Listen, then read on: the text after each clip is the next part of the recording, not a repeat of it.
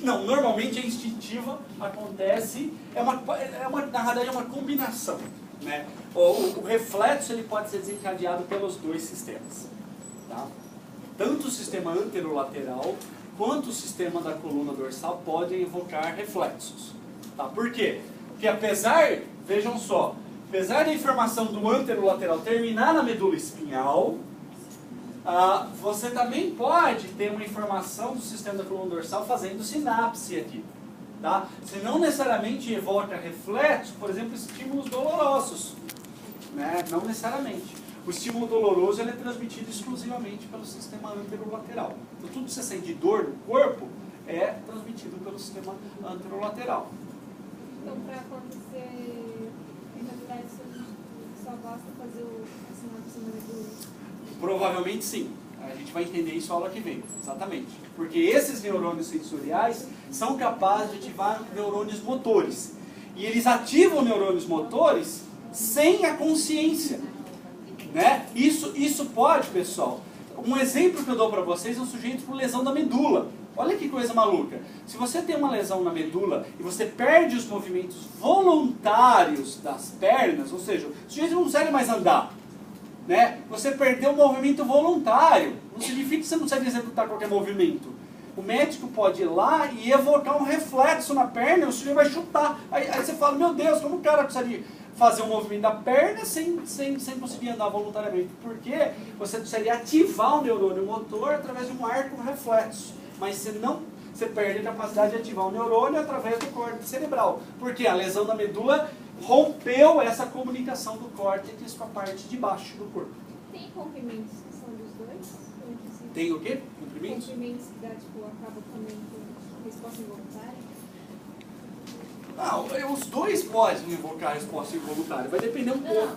Não. Tem lesões que também terminam com resposta involuntária. De um ou de outro, sim. Por exemplo, aqui, pessoal, né, aproveitando a sua pergunta, esse é um mapinha da medula espinhal. Então vamos ver se é isso que você perguntou. Então, como eu falei, em volta do H medular, você tem a substância branca. E aqui nesse esquema, olha só, pessoal, eu estou mostrando um mapa do que existe na substância branca da medula espinhal. Em vermelho, são fibras motoras, ou seja, são axônios de neurônios de regiões superiores que estão descendo pela medula espinhal para controlar movimento. E tudo que está em azul são fibras sensoriais, aferentes, que elas recebem informação da periferia e retransmitem essa informação para o sistema nervoso central. Então, onde estão as fibras do sistema da coluna dorsal? Está nessa parte dorsal da medula espinhal, que esse feixe aqui de cima, que o 3A é o fascículo grácil e o 3B é o fascículo cuneiforme, que transmitem toda a informação do sistema da coluna dorsal. Aqui, bem na borda da medula, em 4A e 4B, está o que, pessoal? Desculpa, em 5A e 5B, está justamente o sistema anterolateral. Então, se você tem uma lesão na medula, e ela, por exemplo, esmaga essa parte aqui, você vai ter uma lesão, às vezes, em uma parte sensorial do seu corpo. Desculpa, você vai ter uma perda de algumas modalidades sensoriais do seu corpo, mas não de outras. Então é possível que uma lesão pequena da medula espinhal consiga comprometer algumas modalidades sensoriais e não outras. Olha que coisa interessante, porque vai depender de que tipo de trato ou fascículo foi lesionado com a lesão. Normalmente, as lesões elas são extensas, entendeu? Por exemplo, você tem duas vértebras aqui, uma lesão comum, o que é? A vértebra, ela ou torce, ou ela vai para um lado, sabe assim, ela se sobrepõe, vai para um lado e para o outro. Esse tipo de lesão, ela vai machucar praticamente todo a medula espinhal. Então o sujeito vai perder o movimento, vai perder a sensação e tudo mais. Mas nada impede do sujeito ter uma lesão restrita. Sei lá, não estou falando de desgraça, então o sujeito toma um tiro, pessoal. Esse tiro, ele resvala na medula espinhal. Só que não destrói toda a medula espinhal, vai destruir uma parte dela. E se essa parte foi justamente essas fibras do sistema anterolateral, é possível que você perca a capacidade de sentir dor, de sentir tato grosseiro, de cócegas de uma parte do corpo.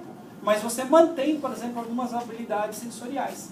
Então tudo depende desses tratos que vão sendo transmitidos. Então depende da lesão. Tá?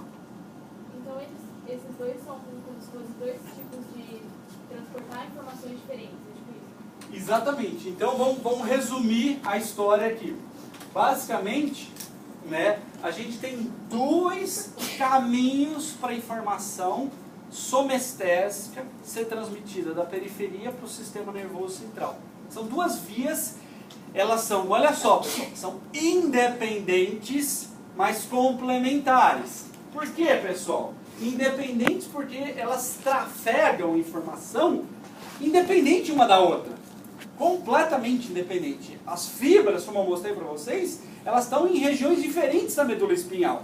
Os neurônios envolvidos com essas vias são diferentes uns dos outros. Portanto, elas são independentes. Só que por que elas são complementares? Porque para você ter a percepção somestésica, você não depende só de tato fino ou de propriocepção. Você também depende de temperatura. Por exemplo, se a gente fizesse algumas brincadeiras com vocês, vendasse alguns de vocês e desse um objeto, e pedisse para você adivinhar. Como que você adivinha o objeto que você está segurando? Você vai ver a forma que ele tem, a textura daquele material, só que também você vai ver o que, pessoal? Você vai ver a temperatura, ele causa alguma dor no corpo, na mão, não causa e tudo mais. Portanto, a percepção somestésica depende da informação conjunta desses dois sistemas. Portanto, eles são dois sistemas que transmitem a informação somestésica. Tá? E eles têm diferenças anatômicas e funcionais.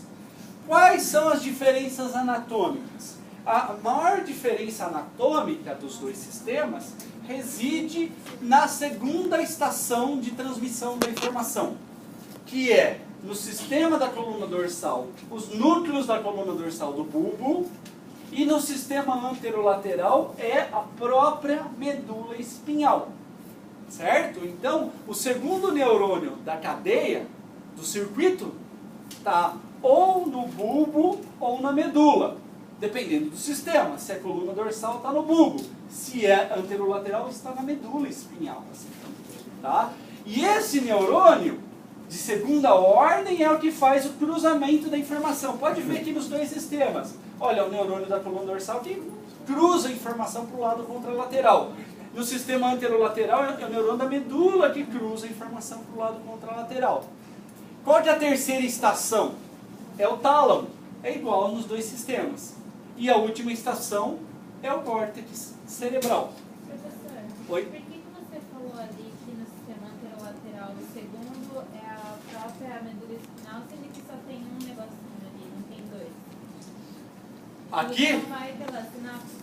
Porque aqui está dizendo, olha, axônio da raiz dorsal. Esse axônio, ele tem que ter um corpo celular, não tem? Certo, pessoal? O axônio não existe sozinho, então ele tem um corpo celular. Onde está? Está na raiz dorsal. Então esse sistema, ele está levemente incompleto, porque está faltando a bolinha rosinha do neurônio da coluna dorsal aqui. Que é aquilo que a gente já mostrou várias vezes. Olha, aqui está ilustrado, olha lá. Esse neurônio aqui, ó. Então, nos dois sistemas, esse neurônio está na raiz dorsal. Tá? Então, sai uma bolinha rosinha daqui. E olha, veja o detalhe.